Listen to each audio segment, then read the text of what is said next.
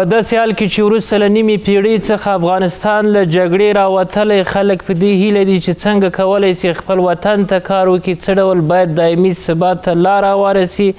په دې وروستیو کې یو شمېر کړي یا بیروني ادرسونه په دې هڅه کې دي چې څنګه بیا افغانستان جګړې ته بوځي، څنګه بیا افغانستان ناامنه کړي او د تیرو 50 کلو هغه ترخې تجربې بیا راتازه کړي. خو په عموم کې هم خلک په دې نظر دي چې نور په افغانستان کې جنګ نه غواړو، د جګړې تاوانونه موږ لیدلي دي، هیڅ وخت نه غواړو چې هغه ترخې تجربې بیا تکرار سي. دا چې ولې هڅې کیږي، څوک د دې تر شا دي، د دې جګړې تاوان چا ته رسیږي او ګټه چا له دغه جګړې څخه کړې یا یې اوس کوي، دا هغه مسایل دي چې نن بحث پرې کوو. بل خوا د کورنیو چارو وزارت وزیر بامیانو ته سفر کړی و، په بامیانو کې بیا د خپل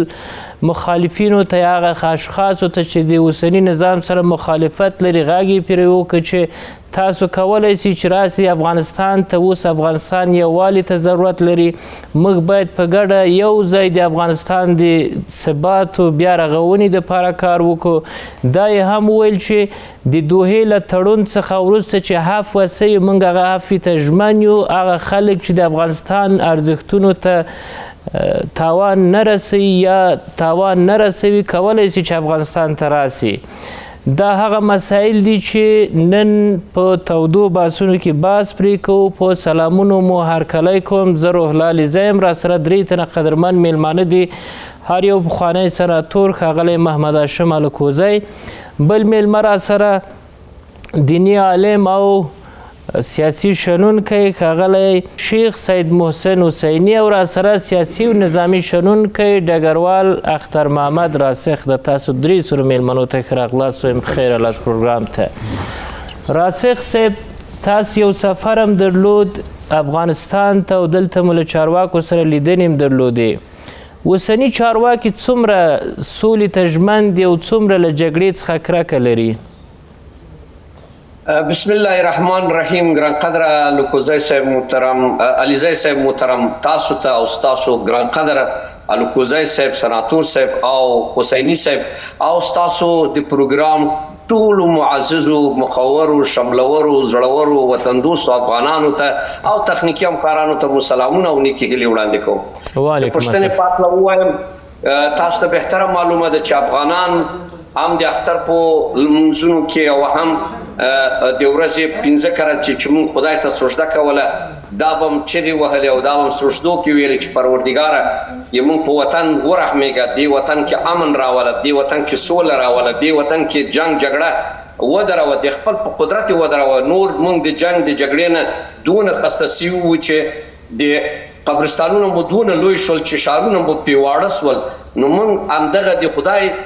هغه د یتیم او کونډو او روندو دعاګانې وي چې په وطن کې بعد د 45 کلو جګړې نه د امن فضا رامنځته سوه او داسې یو تحول رامنځته سو چې هیڅ افغان پکې حتی پزه هم ژوبله نه سوله او دغه تحول راغی. او په دغه تحول کې اوس چې د امن فضا ورځ تر بلې پراخه سوله او خدای ته برفتن لرو چې ما یعنی د الحضرت ظاهر شاه او د سردار محمد داود خان د جمهوریت نه تر دغه ننه پورې د دغه دولتونو کې مې اقلا هغه ناسته پاسته او چا سره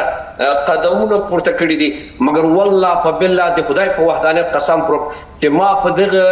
امارت اسلامي په دغه لوړپوړو کدرونو کې یا شخصیتونو کې داسې پاک انسانان، داسې صادق انسانان، داسې ملنګ مجازه انسانان، داسې بې کبره انسانان ما ولیدل چې ما خپله به کله کله ویلې چې کله کله موږ خپله به د دوی باندې دا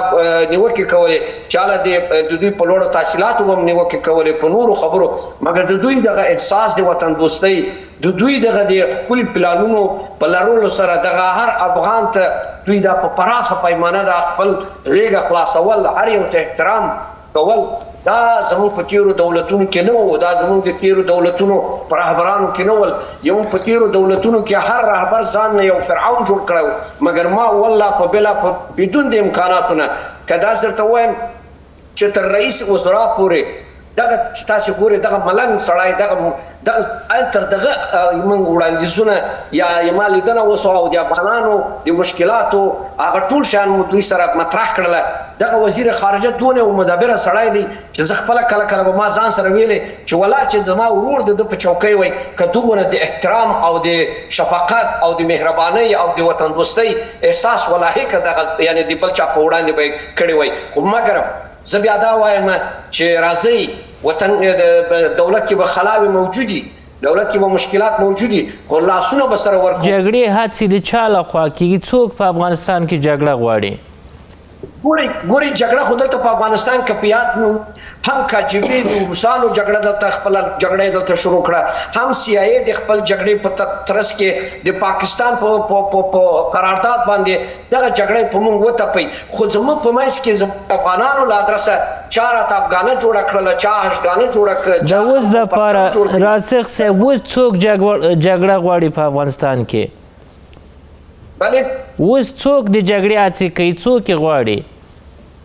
ګورئ اوس پاکستان په دې فکر کې دی چې څنګه افغانستان د امن په فضا او د ترقۍ د پرمختګ په لور او د ښه ژوندانه او د اقتصاد محوره سیاست په لور روان دی. بناءً پاکستان نه غواړي چې افغانستان د امن فضا دلته نور هم پراخه سي. پاکستان هیڅکله نه غواړي چې د چین سره د افغانستان د واخان کوریډور جوړ شي او د کچېرې دغه کوریډور دغه دروازه جوړه سوله افغانستان بیا د پاکستان د مردار بازار نه بیا خلاصيږي، بیا هیڅکله هم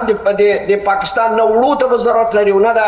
د زهرجن دوا ته. نو بناً پاکستان د چې د خپل د استخباراتي پروګرامونو په لړ کې د هغه جاهلانه غوښتنو او ظالمانه غوښتنو یو ځل بیا په افغانانو باندې دغه جګړه تپي او جګړه د همدغه مقاومت په نامه د ازادۍ په نامه او په زمین کې نور دغسې خلک دي چې د جګړو ته دانګي او بیا دغه لنډغران بیا یو ځل بیا په دې فکر کې او په دې فکر کې دي چې څنګه د دوی جیبونه بیا ډک سي. تاسو ولیدئ چې د دوی کول هغه خلک چې د خلکو په عزتونو لوبې کولې، هغوی نه قهرمانان جوړول، هغوی نه مارشالان جوړول او هغو ته ملي هویت ورکول او د هغو د ملي هویت له ادرسه جنګ جګړه په دې وطن کې مخ ته وړل. دا فکر کوم چې د دې ولس سره ظلم دی، د وطن سره خیانت دی او د مننه کوم راسخ صاحب جنایت دی. الکوزی صاحب نن باید ثبات ته کار وسي که جګړې ته؟ څوک چې د جګړې هڅې کوي دوی ته څه کول پکار و په دغه اوس وخت افغانستان کې چې دوی ترسره کړی وای تر څو مسؤلیت یې ادا سوی وای؟ بسم الله الرحمن الرحیم. جناب علیزی صاحب تاسو ته او شیخ صاحب ته او جناب جنرال صاحب ته او ستاسو ټولو کارکوونکو ته او د افغانستان شریف او مجاهد ولس ته که په داخل د افغانستان کې دی او که بهر په نورو هیوادونو کې مسافر او مهاجر دي ورونو او خویندو ته سلامونه او نیکیلي وایم. جناب علیزی صاحب واقعا هم چې افغانستان الحمدلله په امن کې دی، په خوشحالۍ کې دی، د ورورولۍ او یووالي دپاره مسؤلین ملت په ګډه د افغانستان د جوړېدلو دپاره کار کوي او د افغانستان ولس او د افغانستان خلکو باندې 50 کاله جګړه وترپل سول او په دې 50 کاله یوازې د افغانستان خرابي په نظر کې خارجانو او همسایګانو نیولې وه چې یوازې افغانستان خراب کړي، یوازې د افغانستان ولس مړه کړي، یوازې د افغانستان پر ولس باندې د بم مور و پلار استعمال کړي، یوازې د افغانستان پر ولس او د افغانستان پر پاک او سپېڅلې خاوره باندې هغه کیمیاوي مواد چې په نورو مملکتونو کې جوړیږي د جنګي جاني د جګړې دپاره هغه یوازې د افغانستان پر ولس او د افغانستان پر خاوره باندې استعمال چې دې خاورې داسې مالک نه درلوده چې جګړه د خپل هیواد د خپل ملک د خپل هیوادوالو وباسي او هغه چاته وایي چې دغه اسلحه خو د کیمیاوي مواد د بم مور و پلار ته د بل چا دپاره ولې پر ما استعمالوي، ولې پر ما باندې راغورځوي؟ خو دا نه وه جګړه روانه وه. د 50 کاله موږ ووژل سو. الحمدلله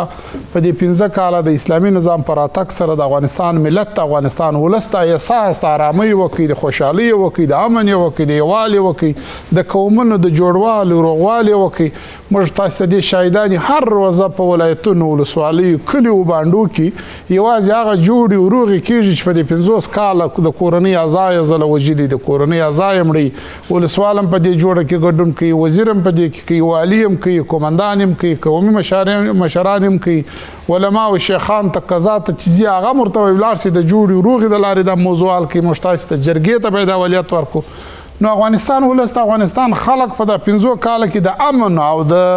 خوشحالي دا احساس یې وکړي خوند یې د وکړي چا نه لورېږي په افغانانو دغه اوسنی ثبات؟ جناب علیزی صاحب پر هغه چا باندې ښه نه لګېږي چې 50 کاله یې پر ما جګړه ترپلې وه، 50 کاله یې زه وژلی وم، 50 کاله یې زه خراب کړی وم، 50 کاله یې زه ارامۍ او خوشحالۍ یووالي ته نه وم پرېښی، پر هغو باندې بده لګېږي. هغه که ارام سایه دی، که کفر دی، که اسلام دی، که پاکستان دی، که امریکا ده، که ناټو ده، هر څوک چې نن زما دغه ارامي نه راسره مني، زما خوشحالي نه راسره مني، زما یو آزاد یو مستقل یو شرعي نظام نه راسره مني، زما د ټولو افغانانو د 50 میلیونه افغانانو د خوشي نظام چې نن الله پاک را کړی دی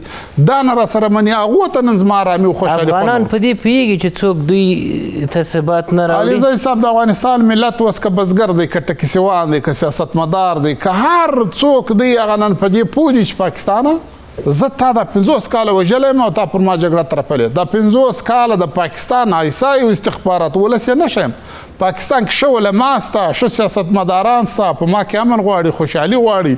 زما یو ارام افغانستان غواړي. خو دغه د پنجاب او د سند کې یو کړی دی چې هغه د امریکایانو کفار د خوا کریه کېږي، هر وخت پروژې ورکول کېږي، هغه په یو اسلامي هېوادونو کې، په یو همسایه هېوادونو کې دوی تطبیقي، هغه د دوی استخبارات د دې دپاره کوشش او تلاش کوي. خو نور علیزی صاحب د افغانستان ملت په دې پوه سوی دی، د افغانستان خلک په دې پوه سوي دي چې زه د دغې خوا څخه مار خوړلی یم. نور هغه غار د خوا که دی سر ښکاره کړي، هغه سر به یا پرې کېږي یا به هلته غوڅ غورځول کېږي او یا به په ډبرو چوختاڼېږي. نور د افغانستان ملت موږ جګړه نه غواړو. جګړې چې دا 50 کاله پر ما ترپل سوی زه نه پوهېدلی، اوس پوه سوم چې دغه په امن کې خوند دی. اوس خوشحالي د زما ولس، زما خلک، زما سیاسري په کلیو بانډو کې علیزی صاحب زه خو ګرځم، دا لرې ولسوالۍ ته ځم، هغه غرو ته ځم او چارچونو، روزګانو، باغرانو، بغنۍ و دې خواته دا لرې پرتو سیمو ته ځم. دا کلیو خلک دا رقم خوشحاله دي او چې هر رقم ستړیا به وي، زوام اقتصادي مشکلات به وي، بیکاري به وي، ستونزې به وي، وچکلي ده، اوبه ډېرې کښته تللې دي. خو بیا هم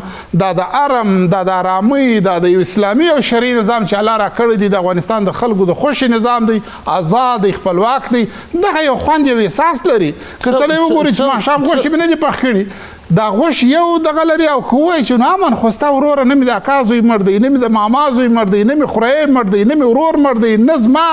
دغه په اصطلاح د بم د دوام څخه ځان پټوم، نه د بلې جګړې څخه ځان پټوم. زه دا ټول شیان نسته. بیا هم پر دا د پاکستان پر استخباراتو د عیسایه دا غږ کوم چې نور د الله وبېرېږئ، او د پاکستان پر سیاستمدارانو دا غږ کوم که مولانا فضل الرحمن صاحب دی، که حافظ حمیدالله صاحب دی، که خان محمد خان دی، او که نور منظور پښتون، او که نور دلته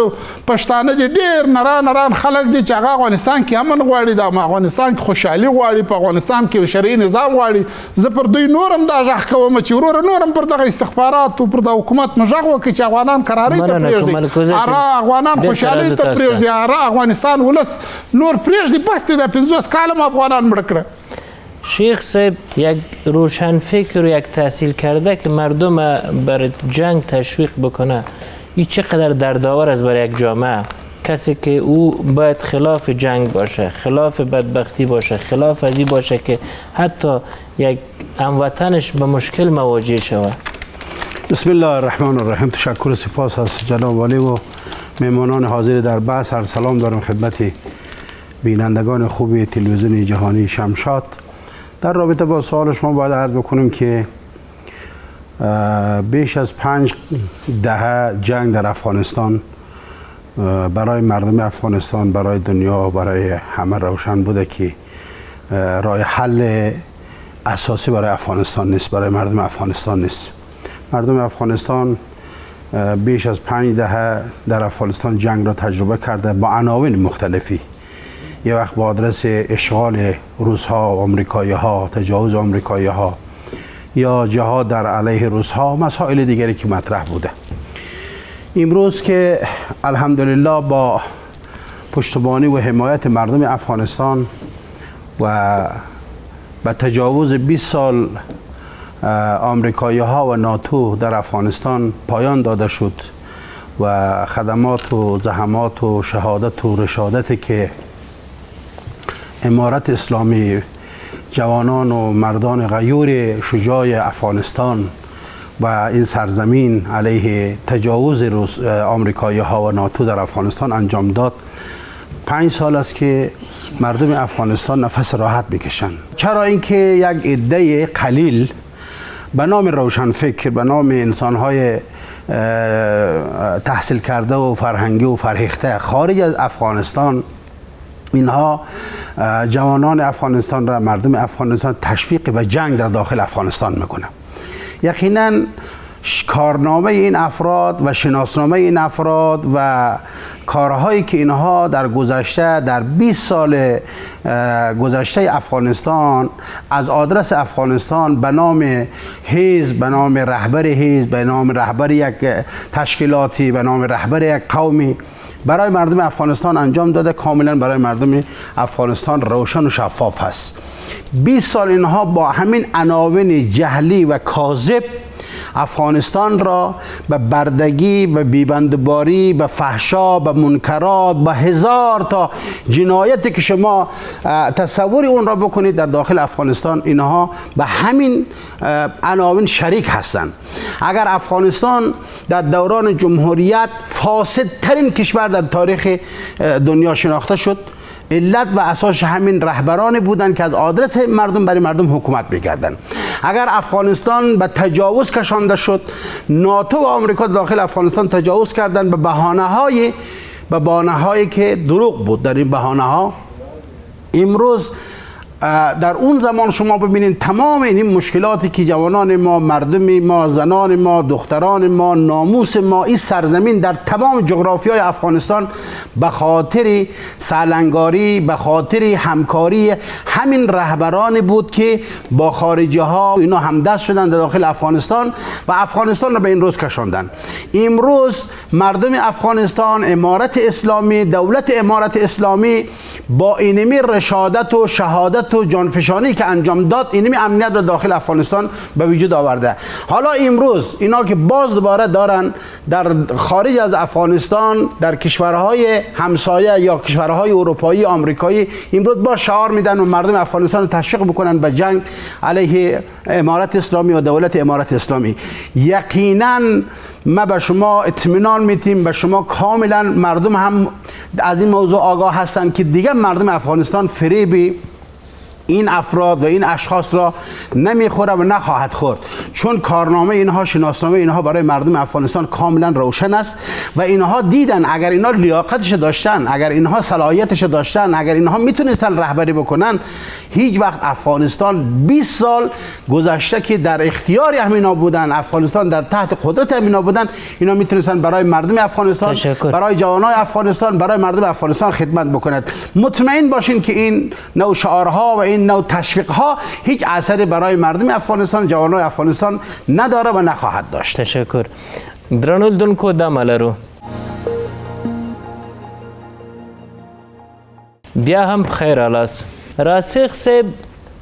دا چې د باندې 2-3 نفر یو ځای کېږي، یو ادرس جوړوي، بیا دوی د دې په خاطر چې څنګه افغانان جګړې ته واچوي، دغه ادرسونه بې شمېره دي، خو په هر ادرس کې 2-3 نفره دي. دا که دوی په دې فکر وي چې موږ د افغانانو لپاره کار کوو، څومره وخت دوی خپله دې ته ضرورت لري چې دغه څو ډلې چې د څو نفرو په اساس جوړې سوي، اول په خپل منځ کې دوی څومره د دې وړتیا لري سره جوړ سي؟ گوری قربانم سم وای مشان وای ازموده را ازمودن خطا هست. همدغه خلک چې نن په بهر کې ناز دي، په سپینو ماړیو کې ناز دي، د شرکتونو پیسې ورته روان دي، د ورځې په زرهاو ډالره په همدې بهر کې دوی مصارف لري، دسترخوان لري، خلک لري او ډوډۍ لري. زه دا وایم چې دوی هغه وطن ته څه خدمت وکړي. چا چې دا وطن 50 کاله په وینو ولمبوي، چا چې د روس او د پنجاب او د ایران او د امریکا سلاوي راوړلې، چا چې د پنجاودو په قدرت باندې، په بمونو باندې د بمونو موري هم استعمال کړله او په قدرت کې و، دغه 20 کاله کې دوی څه وکړه؟ 2.5 تریلیون ډالر چې په افغانستان ته راغی د 52 ملکونو نه، هغه دوی څه کړله؟ آیا غاړه مو بنده یو یتیم کور ته د دغه مشرانو یو څوک تاسو یو تاریخ لري چې دوی تللی یوې کونډې ته عقلا دوی لاړل دغه څوک چې د قومیت له ادرسه باس کوي که دوستم دی لاړ سئ دا د خپله د ازبکانو ته مراجعه وکړي چې دا دوستم تاسو سره عقلا د خیر هغه لاس اوږد کړی دی دغه د محقق او خلیلي او دغه نور کورونو ته عقلا دغه هماغه بامیان او هماغه دایکنډي ته لاړ سئ وګورئ چې دا ولس څومره بیچاره دی همدغه نن چې دا یو تعداد زموږ د پښتنو له ادرسه دا تجاران دته رهبران مو یې دا د پنجاب د استخباراتو او د غربي او د شرقي نړۍ هغه غلام بچګان دي چې دغه وطن په تباهي کې دوی لاسونه ول آیا تاسو ورسئ دغه د کونړ خلکو ته ورسئ د پکتیکا خلکو ته ورسئ دغه د نورو دغه د ډیورند د کرښې غاړو ته ورسئ چې هغه بیچاره ولسونه څه کم د ژوندانه هغه ښکلا لري ګورې عزیزانو بیا هم وایم دغه خلک ولې دا جنګ جګړې ته لاره خپله کوي په ده چې دوی په جنګ په وژنه او په تباهۍ د وطن په تباهۍ کې دوی میلیارډران شول دوی د شرکتو خاوندان شول تاسو دنیا کې داسې لږ ولیکئ په دې کمپیوټر کې هیڅ وخت دنیا کې به داسې ملک پیدا نه کوي چې د هغه یو قمندان عادي هغه د زرې کور ولري زرې کور دغه د عطا محمد نور کور زرې ده او تاسو ورسئ د دوی زرې موټران تاسو ونه لیدئ په دې خاورو کې چې کړي ول دا هم د کم جګه ګورئ تر هغه وخته پورې چې د افغان ولس یوه لویه جرګه دایره نه کړي او دا پرېکړه پکې ونه کړي چې دې وطن سره خیانت کړی چې د هر قام او هر قبیلې او هر سم نه دا محکمې ته راکش کړي چې ژوندی و په ژوندوني محکمه کوي چې مړ و خبر محکمه کوي او د ټول دار او ندار چې ګټلای دی چوری کړای دی د وطن په دی ولس په وینو باندې دوی میلیارډران شوي دي دا د ملت په برخه یعنی بیت المال سره وسپاري راسخ صاحب دغه خلک چې اوس جګړې ته افغانان اڅوي پرون دوی چیغې د دې وهلې چې جنګ مه کوئ جنګ نه کوو سولې ته حاضر راسي خبرې وکړو موږ په افغانستان کې ثبات غواړو آیا هغه پرونی خبرې د دې رښتیا وي که نن چې جګړې ته دوی هڅې کوي ګورئ پرون هم دوی دروغ ویلې پرون هم د هماغه بیرغ چې دوی جګ کړی و د هماغه بیرغ سره دوی خیانت کوو هماغه شعار چې دوی ویلې هماغه شعار سره دوی خیانت کوو د هغه شعار باندې دوی وفاداره نه دوی چې د اسلام تر چتر لاندې د اسلام بیرغ یې پورته کړو د مسلمان وژنې ته د کافر سره ودرېدی د ملحد سره ودرېدی د ظالم سره ودرېدی تاسو ونه لیدئ چې د افغان بچی په کانټینرونو کې د دشت لیلی وای چې ما بیا افتخار هم کوي وای دشت لیلی بیا تکراروم پرونی سوله غوښته نن جنګ کوي دا څه ثابتوي ګوت قربان شم پرون هم جنګ کړی دی نن هم جنګ کوي په سبات هم دوی جنګ کوي ولې دوی د جنګ او د جګړو او د غلامۍ او د جاسوسۍ له ادرسه میلیارډران شول لارې خر نه لرو ده چې خپل ژوند ته هغه خپل غنم ویسي مننه زه درته وایم چې دغه خلک اکثریت زه پیژنم دوی والله که د یو زوړ کور نه لرو نن دوی قصرونه لري دوی په بهر کې کمپنیګانې لري دوی په بهر کې دوی ښځې میلیونرانې دي ستاسې به باور به نه راځي تاسې لږ پوښتنه وکئ د برباني ښځه 950 میلیونه ډالر سره د آریانا په تیاره کې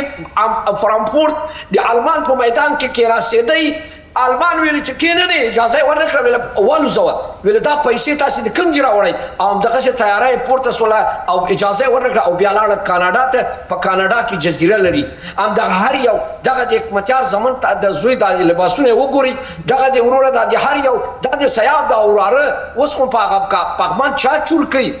او دغه کابل چا ړنګ کوي دا ګورئ که بیا هم دا زمونږ ولس بیا د دوی په شا کې درېږي د افغانستان قاتلینو په شا کې ته نه معلومېږي چې دا زمونږ ولس نور نه ماغزه لري او نه د خپل دوست او دښمن پېژني خو زه وایم تر څو چې دوی ژوندي وي دوی د دغه جنګ جګړې نه ګټه اخیسته او بیا جنګ مننه راسخ صاحب الکوزی صاحب د کورنیو چارو وزارت وزیر بیا غږ کړی په سیاسونو په چارواکو باندې چې راسي افغانستان ته عفوه سوې عفوه څومره تامین سوې په افغانستان کې هغه څه چې تعهد سوی عمل پرې سوی جناب علیزی صاحب اول خو جناب خلیفه صاحب وزیر صاحب داخله د اسلامي نظام ډیر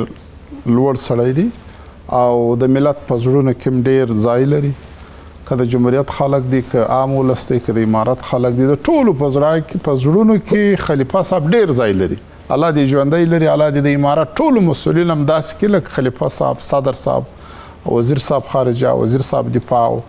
وزیر صاحب د معارف او نور داسې مشران وزیران چې دي چې هغه د ملت سره مینه یي، د خاورې سره مینه یي او ولس ته خوشحالي غواړي، ازادي غواړي، خپلواکي غواړي او هغه خوابدي خلکو ته چې هغه پرون د دوی پر ضد باندې جنګېدل او اوس هم د دوی تخریب او د دوی ناکامي او د دوی ایسته کېدل غواړي، خو بیا هم دوی شفقت او رحم او د مینې او محبت لاس ورغځوي چې راسئ ورور خپل هېواد ته، دا څومره قوي تضمین ده چې د کورنیو چارو وزارت په ساته یا نور چارواکي په وار وار دوی ته غږ کوي چې راسئ تاسو مشکل نه لري؟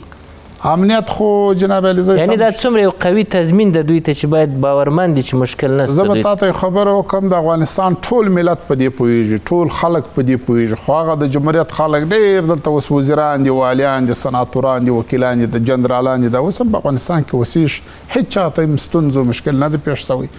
او دا ډېر غټ قوي تضمین او ضمانت دی چې د افغانستان وزیر داخله او معین صاحب ارشد او دا ټول دا غږ پر کوي چې راځئ ستاسې امن، ستاسې عزت، ستاسې دپاره امنیتي تدابیر، ستاسې هر څه به دلته په افغانستان کې خوندي او موږ به ستاسې په خدمت کې. دا ډېره غټه خبره ده. زه په وارو وارو د دغه کابینې د وزیرانو سره اتمي په ورځ کې یوه ته یا دوه ته اتمي ورځم او مشکل مې هم د خپل ملت د خپلو خلکو خوابدي و، یعنې داخل په افغانستان کې ټول ستونزې د دې مشرانو سره زه شریکوم. دې مشرانو کې الله جل جلاله دغونه شفقت ایښی دی، دغونه مینه او محبت اخلاص یې پشکې ایښی دی چې زه د خوابدي خلکو کې هغه نوم ورواخلم پر خوله مې نه راځي چې وامه ورته وایي دا خو نو اوس هم د نظام بربادي غواړي، د نظام په تخریب اوس هم پسې دی.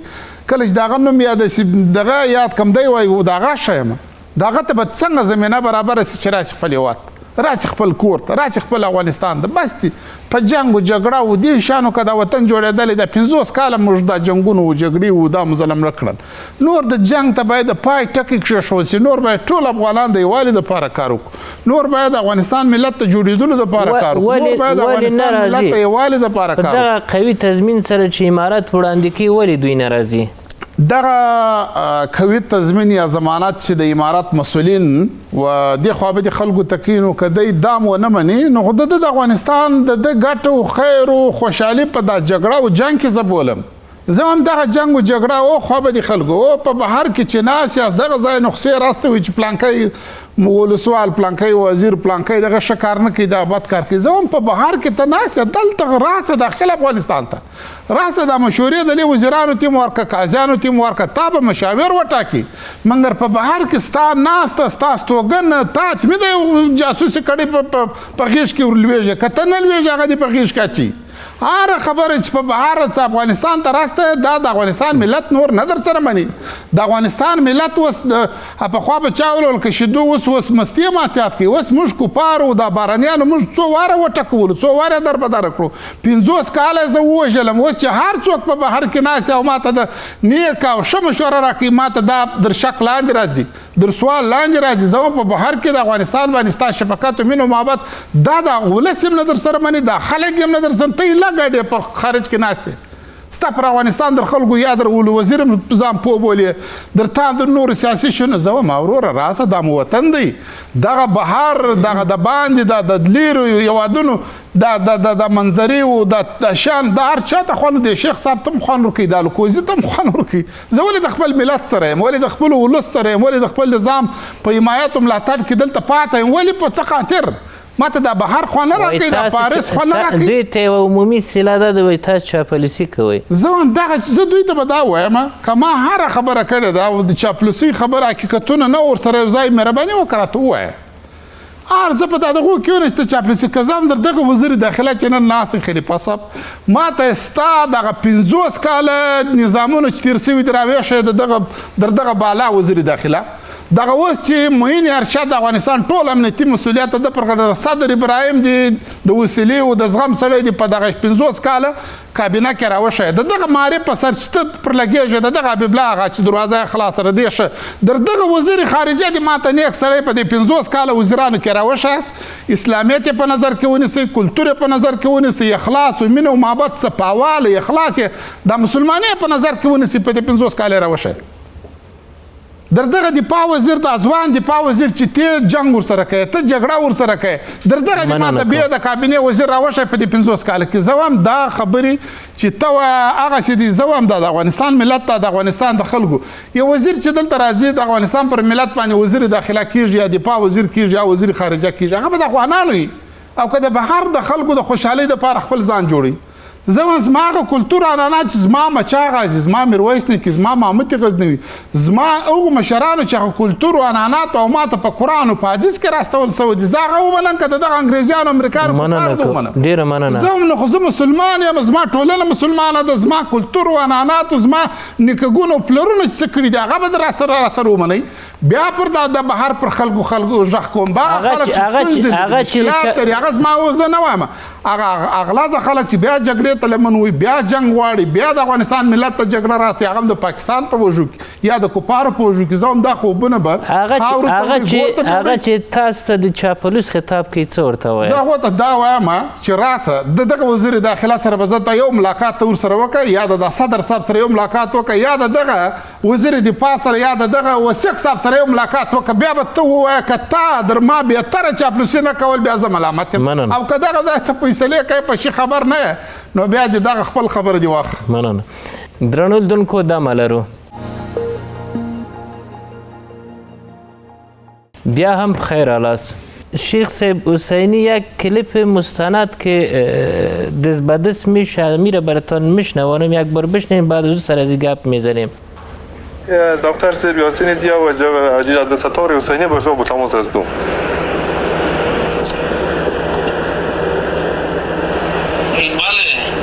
صدای مرا داری فوتی صاحب؟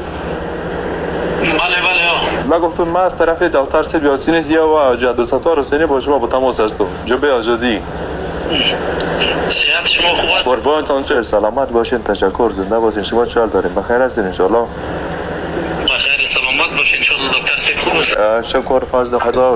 کلی هستم خوب هستن الحمدلله زنده باشین دکتر صاحب و حاجی صاحب بر شما سلام احترامات دارن دیگه بیادر و علیک سلام به سلام زید به دکتر صاحب رسوند حتما چرا جناب فاتح صاحب مشکلات را ما درک میکنیم وضعیتی که پیش آمده خداوند وضعیت سر ما و شما بخیر خلاص کنه دیگه شما صاحب کجا هستین چه رقم امکانات براتون ما میسر کنیم چه رقم با شما خلاصه شما را سوای بکنیم جنگ شروع است ایساها کشیدن بله صدا داشته باشید لا صدای خط از جلویتان خط شد ساریت کجا از جناب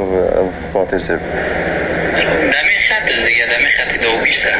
شما در خط دوگی هستین درست برای شما امکانات ما جور کنیم از کدام طریق برای شما امکانات ما برسانیم مثلا بخوایم که به همراه شما وصل شویم بچه ها را با شما برسانیم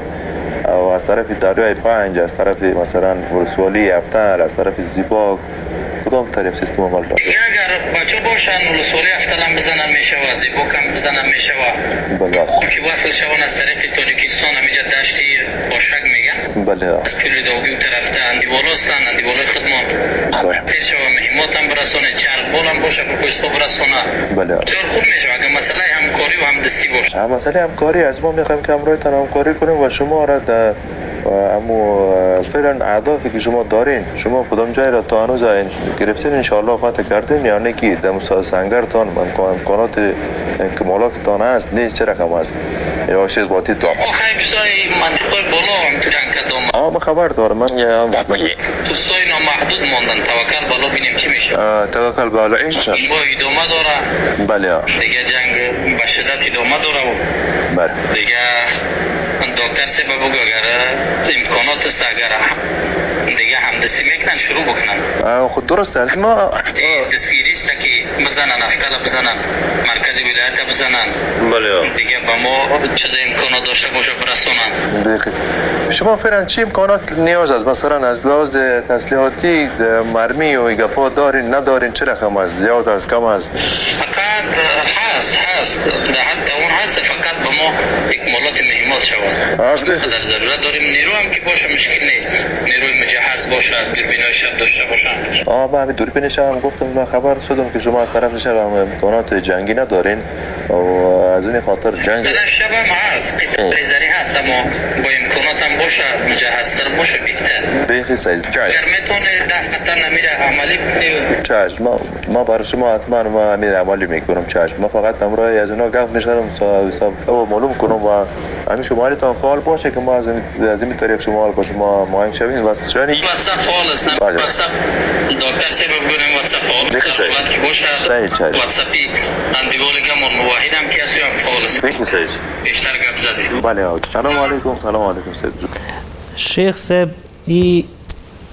مستند یا مواردی است که منابع معتبر نشر کرده در قبال جمعه خان فاتح. جواب شما را میخوام عرض کنم که میگه شتر در خواب بیند پنبه دانه، گه لب لب خورد گه دانه دانه. گروه های که امروز به نام جبهه آزادی یا نام های دیگری که فعلا در سر زبان ها میچرخه و او را دشمنان افغانستان، دشمنان مردم افغانستان، دشمنان امارت اسلامی برجسته میکنه، تبلیغات میکنه که در فلان ولایت اینطوری شد، در فلان مرکز اینجوری آمدن، در فلان جوری این کار میشه. همه اینها یک خواب خیال هست. ببین، اول اینکه من در رابطه با این شخص یا این فرد به نام جمعه خان فاتح آشنایی آنچنان ندارم، ولی در همین چند روزی که این سر زبان ها اومد و جنجال های در شمال ایجاد کرد، من برداشتم این هستش که امارت اسلامی با اون رأفت و عطوفت و مهربانی اون گذشته که نسبت به هر حال مردم افغانستان، نسبت به اشخاصی که در زیر چتر این نظام فعالیت نظامی و سیاسی داشته، یه مقدار از اون رأفت و عطوفت بیشتری بر استفاده کردن. ببین، جمعه خان فاتح اگر کارنامه‌اش را انسان بررسی بکنن، اون چنان انسان مهم و یک شخصیتی که قابل قدر باشه برای مردم افغانستان و کارنامه خوبی داشته نبوده و نیست. و او از همین نام امارت اسلامی، از نام همین جهاد سوء استفاده کرد. از همین فرصتی که برای امارت اسلامی داده بود در شمال افغانستان جنجال ایجاد کرد. افغانستان در سر زبانهای داخلی و خارجی و رسانه‌های معاند و دشمنای افغانستان به هر حال آورد. و امروز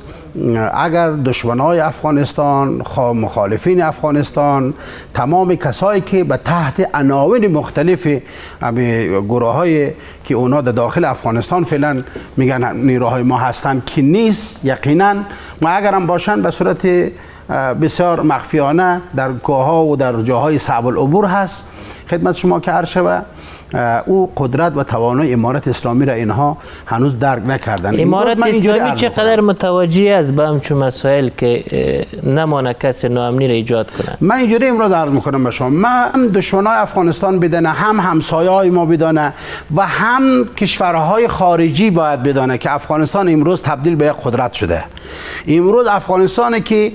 20 سال علیه آمریکایی ها و ناتو جنگید، اونها را مفتضحانه از این کشور بیرون کردن. امروز افغانستان دارای یک نیروی نظامی منسجم، تعلیم دیده، کارکشته، متخصص و امروز افغانستان یک قدرت است، یک قدرتی حداقل منطقه‌ای هست که این را هم دشمنان افغانستان بدن، هم همسایه های ما بدونن،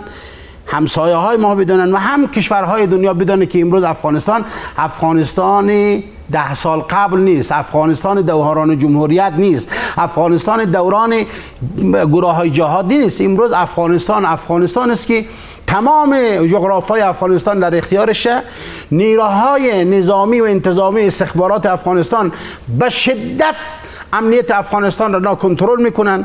و امروز نیروهای بسیار وفادار، انسانهای فداکار، انسانهایی که از باب حب الوطن من الایمان در اختیار این نظام هست و داره از این نظام حفاظت و صیانت میکنه. به هیچ وجه گروه هایی که نام برده می شود تحت گروه های جبهه آزادی یا گروه های دیگر در داخل افغانستان موفق نخواهد شد. مردم افغانستان اجازه نمیده، نیروهای نظامی استخباراتی اجازه نمیده و کشورهای همسایه هم بدونه، مخالفین نظام هم بدونه، رسانه های معاند هم بدونه که این تبلیغات هیچ اثر برای مردم افغانستان، برای که مردم افغانستان بخواد علیه نظام بشورانه وجود نداره، چون مردم افغانستان تمام کارنامه های این افراد و این اشخاص را در 20 سال گذشته دیده و دیگر بازی فریب ها و شعارها و مسائلی که اینها دارن مطرح میکنه این را نخواهد خورد. راسخ صاحب که چیرته دغه اشخاص چې افغانان جګړې ته هڅوي او د دغه افغانانو څخه چې د دوی د دغه شعارونو قرباني سوي دي خبره یې منلې بالاخره خپل ژوند یې د لاسه ورکړی، کوم یو غړی د کورنۍ په همغه هېواد کې چې دغه اشخاص اوسیږي ولاړ سي شکایت وکړي چې دا زما د کورنۍ غړی ده، دا زموږ له قریبانو څخه ده، دغه سړي جګړې ته هڅولی و، هغه خپل ژوند د لاسه ورکړه. نن به هغه هېواد د دغه شخص په مقابل کې څه کوي؟ قانون د نړیوالو څنګه ده په دې برخه کې؟ ګورئ، د نړیوالو قوانینو او د حقونو د ادارې له ادرسه دغه باندې که چیرې دغسې ادعاوې وسي او پر مخ لاړ سي، داسې واضح الفاظ ووایو، که دا دوستم دی، که دا سیاب دی، که دا نور دی، که دا محمد نور دی، او که دا محقق دی، که خلیلی دی، که دانش دی، او که د جمهوریت په دوران کې نور دغه هغه جنرالان او هغه نظامیان چې د انسانانو وژنه یې داسې ګڼله لکه د چینچړو، د دوی محکمې ته دلته کشیږي، د هماغو شواهدو او اسنادو په لړ کې محکمه کیږي. تاسو ته بهتره معلومه ده چې په یو شکایت د یو ژورنالیست چې خپله زرداد باندې په انګلستان کې وکړله، زرداد 18 کاله په زندان کې بندي سو. نن څوک چې جګړې ته افغانان هڅوي کاملا همدا اوس د دغه کورنیو یو غړی چې دوی په هڅو باندې دلته افغانستان کې قرباني سوي، هغه عریضه وکړي هلته غږ اورېدل کیږي. بالکل دا حق دی، دا نړیوال تلویزیونونو ژورنالستانو هغو سره دغه دوسیې بررسي کوي، د دغه دوسیې په شا کې درېږي او د دغه حق د اخیستلو لپاره دوی دلته حتی حق محاکمو ته دا معرفي کیږي. بناءً دوی چې دا اوس هم دغه نارې چې نارې وهي او ځان په یو بل سیستم کې وهي، علت دا دی چې دغه زموږ دغه افغانان دوی باندې ادعاوې نه دي کړي. دا ادعا نه ده سوې تر اوسه پورې چې دوستمه ته په خپل خوله کې چې اقرار کوې چې ما دشتلیلي ډکه کړې ده او تکراروم، دا جنایت دی. دا جنایتکار څه کوي په ترکیه کې؟ دا جنایتکار څه کوي په اروپا کې ناست دی؟ ولې د اروپا د قوانینو سره دی نه محکمه کیږي؟ خو دا مربوطیږي د افغانانو د خپله د دعوو او د ادعاو په هکله. بیا هم زه وایم، ګورئ عزیزانو، دغه 50 کاله جګړه یا 45 کاله جګړه د دغو ټولو دغه پروني رهبران دا د ټولو د دوی څېرې معلومې شوې، د دوی شعارونه چې دوی وړاندې کوي دا شعارونه د دوی غلط وو، دوی د خپل د اساسنامې او برنامې او د شعار په ضد باندې کړنې کړي دي، فقط د ولس په سترګو کې خاوش. راسخ صاحب بس پای ته رسوو، څه باید وسي د دایمي ثبات دپاره؟ څه کول پکار دي افغانانو ته؟ ګوره، افغانان دپاره خو اول یو ملي وحدت پکار دی. راځئ چې دا د قومي ادرسونه، دا د سمتي ادرسونه، دا د سیاسي غلطو ادرسونه، راځئ چې د افغانستان جوړولو لپاره ملي وحدت او په ضمن کې د خپل په دې معدنیاتو په دې خپله خاوره د حاکمیت لپاره لاس ورکو، د نظام د جوړولو او د تقویه کولو لپاره. همدغه نظام چې دا تاسې لرئ، دغه نظام ګورئ والله په دې 50 کلو کې داسې یو نظام چې هغه د هغه دښمن زړه یې درته په نښه کوي چې هغه موږ 50 کاله وژلو، د هغه اسلام آباد یې په بمونو باندې بمبارد کوي چې تش لاس باندې چې نه قوای هوایي لرو، نه دافع هوا لرو، نه نور راکټونه لرو، مګر آفرین د په دغسې وزیر دفاع، ویاړلی وزیر دفاع چې ورته ویلې چې که واخان ته سترګه ټیټه کړې، واخان زما د ککرۍ حیثیت لري. دغسې افغانانو سره، دغسې میړنیو سره، دغسې اسلام دوستو سره، دغسې وطن دوستو سره باید ټول مونږ ودرېږو. بله خبره کوم درته یوه ټکی مهرباني لاند، ګورئ، که چیرې کچېرې علیزی صاحب سم درته خو د نړۍ په کچه باندې که امارت اسلامي دغه د نجونو مکاتب او د خویندو په وړاندې کار دروازې خلاصې کړي او صندوق کېږدي 99% افغانان به دوی ته په صندوق کې برای اچوي چې صندوق کې دي ولې نور موږ دغه درواغجنو سیاسیونو رهبران دا قاتلان دا وطن فروشان دی جاسوسان نور خسته سویاستو الکوزی صاحب حسیب قوای مرکز ووژل سو د افغانستان د ځواکونو لخوا ځانګړي ځواکونو لخوا حسیب قوای مرکز څه ډول یو شخصیت و خبره خدا د جناب علیزی صاحب د یو اسلامي او شرعي نظام په وړاندې چې هر څوک بغاوت کوي فیصله علما ناستي علماو فیصله کړې ده چې هر څوک بغاوت کوي هر څوک چې هغه که قوای مرکز هغه که ته هغه که زه یم هغه که د دې نظام داسې یو لوړ رتبه مسؤلین لکه دا د جمعه خان پاتې خبره مخکې تا وکړه هر څوک چې د اسلامي او شرعي نظام په وړاندې درېږي هغه لارې د نظام معلومه ده او هغه که شي که بدي دا مهمه نه ده چې دا غل دی دا مجاهد دی دا ښه دی دا بد دی د اسلامي او شرعي نظام په وړاندې چې هر څوک درېږي لارو فیصله او هغه علما واده کړي هر چاته معلومه ده خو خبره دا ده موږ د افغانستان ټول ملت او د افغانستان د 50 میلیونه خلک هم دا وایي چې نور جګړه نه غواړو نور جنگ نه غواړو او په بهر کې ناست افغانانو زموږ ورونه یاست هغه ستونزې لري مجبوریتونه لري اقتصادي بحرانونه کې راګیرئ هغه زما خبره نه ده زه د هغو خلکو سره زما خبره ده چې دا اوس هم بیا لکه د جمعه خان پاتې چې وایي هغه حاجي صاحب خبرې ده کوم حاجي تا یو غال یو خاین زه په راته یو وخت تللم په ولایت کې مظاهره وه بره دا حسیني رالی په هغه وخت کې وکیل نه و دا د مقصود بختور پلار هلته قدرت و واک درلودی د دوی په کوټه او منطقه کې چې رالی یو لوی بیډون سړی دی سر یې داسې کېږي مال دا څوک دی ول دا ستار حسیني دی مال څه وایه بره ول دا کښېنه نه شرم لرې نه حیا لرې هغه ځي د یو جبهې رهبري کوي زه د پلانکۍ جبهې امیر یم او د افغانستان د اسلامي او شرعي نظام په وړاندې جهاد کوم کم جهاد ته خو په بیله بد اخلاقي بیله ناروا بیله بله لار ته پېژنې نه ستار حسیني ته څوک یې ته چې کاره ته چې راځې د افغانستان پر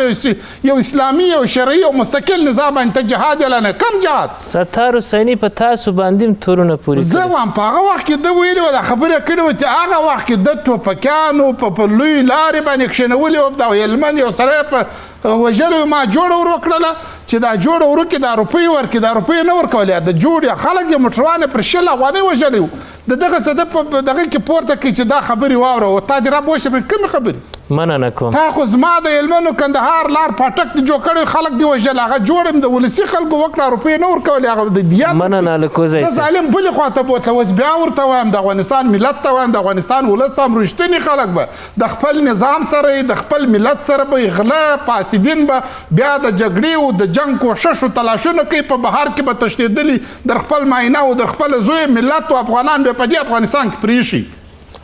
ټول نشی دا یو نیم شی شیخ صاحب چی باید شود چی میخواین به خاطر ثبات دائمی افغانستان که کار شود ما دو سه نکته را اگر وقت باشه بسیار کوتاه میخوام اول یک پیام از آدرس به عنوان یک تبع افغانستان از این تریبون شما و مخالفین این نظام داشته باشم. میخوام عرض بکنم که 5 سال از حکومت امارت اسلامی داخل افغانستان میگذره. اولین پیام رهبری امارت اسلامی این بود که ما عفو عمومی اعلام کردیم. عفو عمومی برای کی اعلام کرد؟ برای کسایی که تا دیروز امینها با کفار همکاری کردن داخل افغانستان، افغانستان را در تحت اشغال قرار دادن، با همین اشغالگران داخل افغانستان اینا همکاری کردن. عفو عمومی برای همین آدم هست، نه برای ملتی که اینجا پشتبان این نظام بوده. لذا از همین فرصت استفاده کنه. همین طوری که تا کنونی که من با شما دارم صحبت میکنم کمیسیون تماس شخصیت ها یک کمیسیونی هست. این کمیسیون خیلی از کسایی که تا دیروز وکیل بودن، ولسوال بودن، قماندان بودن، جنرال بودن، از همین عفو عمومی استفاده کردن آمدن داخل افغانستان. فعلا در کنار مردم داره زندگی میکنه، زندگی آبرومندان هم دارن. از همین فرصت استفاده بکنن تا دیر نشده بیاین در کنار مردم خودش با همین داخل افغانستان. نکته دیگه هم میخوام عرض بکنم بسیار کوتاه و خلاصه، در این که اینها خواب آشفته نبینن برای افغانستان. تمام مرزهای جغرافیایی افغانستان زیر ذره‌بین نیروهای استخباراتی و امنیتی و اردوی این کشور است و به هیچ وجه اجازه نمیده به مخالفین که وجب این کشور مورد حجمه افراد معاند و مخالف نظام قرار بگیره و این را باید بدانن. مننه کوم شیخ صاحب، الکوزی صاحب، راسخ صاحب، درنو لیدونکو تاوده بحثونه پر همدې ځای پای ته رسیږي. تر راتلونکي پورې مو په خدای سپارم د سرلوړي په ځان بسیا او باثبات افغانستان په هیله. څه چې مو واورېده د میلمنو نظر و. د خدای په امان. له لیدلو مو مننه.